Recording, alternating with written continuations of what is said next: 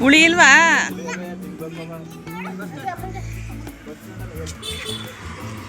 ಬಾಯ್, ಹುಷಾರ್.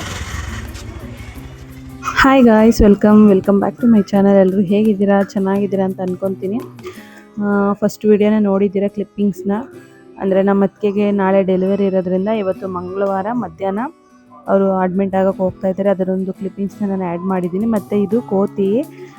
ನೆನ್ನೆ ನಾವು ಊರಿಂದ ಬರುವಾಗ ನಮ್ಮ ಅತ್ತಿಗೆಗೆ ಯಾವ ಪಾಪ ಆಗುತ್ತೆ ಏನು ಅಂತ ಚರ್ಚೆ ಮಾಡ್ತಾ ಇದ್ವಿ ಬಸ್ ಸ್ಟ್ಯಾಂಡಲ್ಲಿ, ಬಸ್ ಬರೋವರೆಗೂ. ಆವಾಗ ಸಡನ್ನಾಗಿ ಇದು ಗಂಡು ಕೋತಿ ಬಂದು ನಮ್ಮ ಮುಂದೆ ನಿಂತ್ಕೊಂಡು ನಮ್ಮ ಹತ್ರ ಎಲ್ಲ ತಿಂಡಿ ಎಲ್ಲ ಇಸ್ಕೊಂಡು ತಿಂತಾಯಿತ್ತು. ಆವಾಗ ನಾವು ಅಂದ್ಕೊತಾ ಇದ್ವಿ, ಮೋಸ್ಟ್ಲಿ ಸಡನ್ನಾಗಿ ನಾವು ಯೋಚನೆ ಮಾಡ್ತಿರೋದ್ರಿಂದ ಗಂಡು ಕೋತಿ ಬಂದು ಈ ಥರ ಕುತ್ಕೊಂಡಿದೆ, ಏನೋ ಒಂದು ಸೂಚನೆ ಕೊಡ್ತಾ ಇದೆ ಅಂತ ಅಂದ್ಕೊಂಡ್ವಿ. ಅದೇ ರೀತಿ ಆಯಿತು. ಗಂಡು ಕೋತಿ ಬಂದು ಮುಂದೆ ಕೂತಿತ್ತು. ನೋಡೋಣ ಏನಾಗುತ್ತೆ, ಒಳ್ಳೆಯದಾಗುತ್ತೆ ಏನು ಅಂತ ಅಂದ್ಕೊಂಡಿದ್ದೀವಿ. ನೋಡೋಣ. ಇವಾಗ ನೆಕ್ಸ್ಟ್ ಡೇ ಇದು. ನಾನು ಅಮ್ಮ ಹೋಗ್ತಾಯಿದ್ದೀವಿ. ಎಲ್ಲರೂ ಹೋಗಿದ್ದಾರೆ ಆಲ್ರೆಡಿ ಹಾಸ್ಪಿಟಲ್ ಹತ್ರ. ಇವತ್ತು ಡೆಲಿವರಿ ಇದೆ, 10 ಗಂಟೆ ಮೇಲೆ ಡೆಲಿವರಿ ಇರೋದ್ರಿಂದ ಬೇಗ ರೆಡಿಯಾಗಿ ಹೋಗ್ತಾಯಿದ್ದೀವಿ.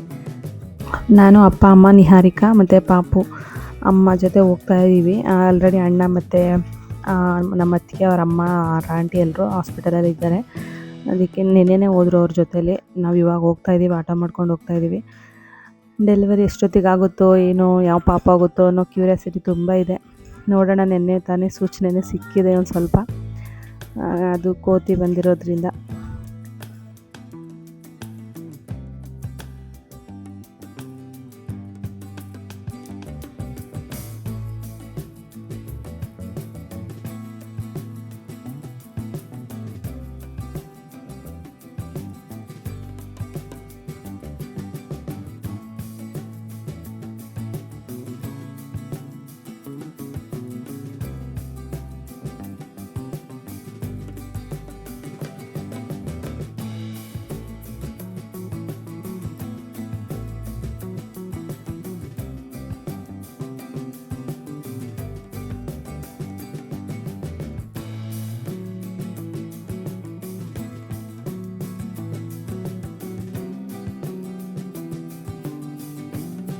ಹಾಸ್ಪಿಟಲ್ ಹತ್ರ ಬಂದ್ವಿ. ಇದು ಮಂಗಳೂರಲ್ಲಿರುವಂಥ private hospital, father Muller hospital ಅಂತ.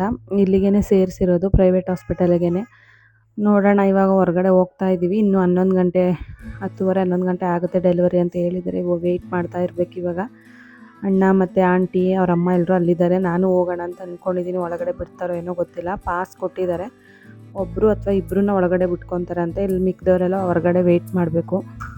ನಮ್ಮ ಅಣ್ಣ ಎಲ್ಲಿ ಕೂತಿದ್ದಾನೆ ಅಂತ ಅವ್ನು ನೋಡಿಕೊಂಡು ಹೋಗ್ತಾ ಇದ್ದೀವಿ. ನಾವು ವೆಯ್ಟ್ ಮಾಡೋ ಜಾಗನ ಅವ್ನು ತೋರಿಸ್ತಾನೆ, ಅಲ್ಲಿ ಕೂತ್ಕೋಬೋದು ಅಂತ. ಅಲ್ಲಿ ಹೋಗ್ತಾ ಇದ್ದೀವಿ.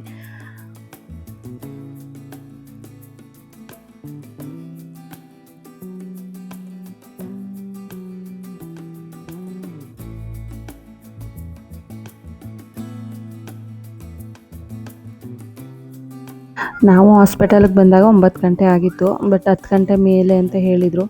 ನಮ್ಮ ಅಣ್ಣ ಮತ್ತು ಅವ್ನ ಫ್ರೆಂಡ್ಸ್ ಎಲ್ಲ ವೆಯ್ಟ್ ಮಾಡ್ತಾಯಿದ್ರು. ಹೊರಗಡೆ ಕೂತ್ಕೊಂಡು ವೆಯ್ಟ್ ಮಾಡ್ತಿದ್ರು. ಅದಕ್ಕೆ ಇನ್ನೂ ಲೇಟ್ ಆಗುತ್ತೆ ಅಂತಂದರು.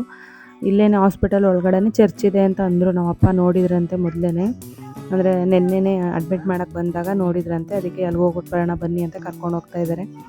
ಇಂಥ ದೇವ್ರಂತ ಇಲ್ಲ, ಸಿಕ್ಕಿದ ದೇವ್ರಿಗೆಲ್ಲ ಬಿಡ್ಕೊತಾ ಇದ್ದೀವಿ, ಗಂಡು ಪಾಪು ಆಗಲಿ ಅಂತ. ಯಾಕಂದರೆ ಮೊದಲನೇದು ಹೆಣ್ಣಾಗಿರೋದ್ರಿಂದ, ಎರಡನೇದು ಗಂಡು ಪಾಪು ಆಗಲಿ ಅನ್ನೋದು ಎಲ್ಲರೂ ಆಸೆ. ಪ್ರತಿಯೊಬ್ಬರು ಮನೇಲೂ ಅದೇ ಆಸೆ ಇರುತ್ತೆ. ಹಾಗೆ ಹೋಗಿ ನೋಡ್ಕೊಂಡು ಕೇಳ್ಕೊಂಡು ಬರೋಣ ಬನ್ನಿ ಅಂತ ಅಂದು ನಾವಪ್ಪ ಇಲ್ಲಿ ವೆಯ್ಟ್ ಮಾಡೋ ಬದಲು ಚರ್ಚ್ಗಾದ್ರೂ ಹೋಗ್ಬಿಟ್ಟು ಬರೋಣ ಅಂತ ಕರ್ಕೊಂಡು ಹೋಗ್ತಾ ಇದ್ದೀವಿ. ನಾನು, ಅಪ್ಪ, ಅಮ್ಮ, ನಿಹಾರಿಕಾ ಮತ್ತು ಚಿದನ್ವಿ. ಹರೀಶು ಇನ್ನೂ ಬಂದಿಲ್ಲ, ಇವತ್ತು ಬರ್ತಾರೆ. ಇವತ್ತು ಸಂಜೆ ಆಗ್ಬೋದು ಅವ್ರು ಬರೋಷ್ಟರಲ್ಲಿ. ಇವತ್ತು ಸಂಜೆ ಆಗಿರೋದ್ರಿಂದ ನಾಳೆ ಅವ್ರಿಗೆ ಪಾಪನ ನೋಡೋಕೆ ನಾಳೆ ಬರ್ತಾರೆ. ಮನೆಗೆ ನೈಟ್ ಬರೋದ್ರಿಂದ ಬೆಳಗಿನ ಜಾವ ಇದು. ಮತ್ತು ನೆಕ್ಸ್ಟ್ ಡೇ ನಾನು ಅವರು ಮತ್ತೆ ಇನ್ನೊಂದು ಸಲ ಹಾಸ್ಪಿಟಲಿಗೆ ಬರಬೇಕು ಪಾಪನ ನೋಡೋಕ್ಕೆ. ಚರ್ಚ್ ಒಳಗಡೆ ಹೋಗ್ತಾಯಿದ್ವಿ, ಯಾರೂ ಇಲ್ಲ, ಫುಲ್ಲು ಸೈಲೆಂಟಾಗಿದೆ.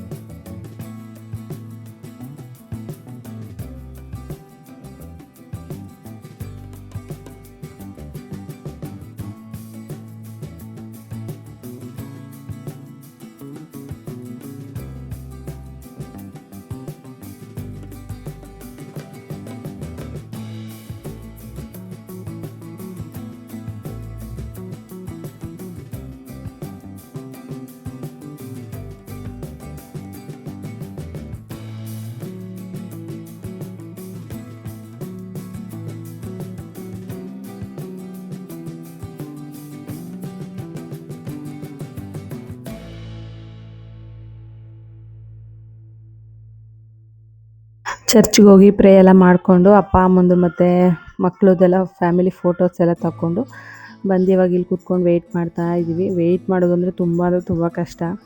ಮತ್ತು ಇಲ್ಲಿಂದ ನಾನು ಒಳಗಡೆ ಡೆಲಿವರಿ ರೂಮ್ ಹತ್ರ ಒಬ್ಬರು ಯಾರಾದರೂ ಬರ್ಬೋದು ಅಂತ ಹೇಳಿದ್ರು. ಆವಾಗ ನಮ್ಮ ಅಣ್ಣ ನೀನೇ ಬಾ ಅಂತ ಕರ್ಕೊಂಡು ಹೋದ. ನಮ್ಮ ಅಪ್ಪ ಅವರು ನೀನೇ ಹೋಗು, ಅಷ್ಟು ದೂರದಿಂದ ಬಂದಿದ್ದ ಪಾಪನ ನೋಡೋಕ್ಕೆ, ನಾವು ಆಮೇಲೆ ನೋಡ್ಕೊಬೋದು, ನಿನಗೂ ಡೆಲಿವರಿ ಆದಮೇಲೆ ಮತ್ತೆ ಬರೋಕ್ಕಾಗಲ್ಲ ನೀನು ಅಂತ ಅಂದ್ಬಿಟ್ಟು ನನ್ನನ್ನೇ ಫಸ್ಟ್ ಕಳಿಸಿದ್ರು.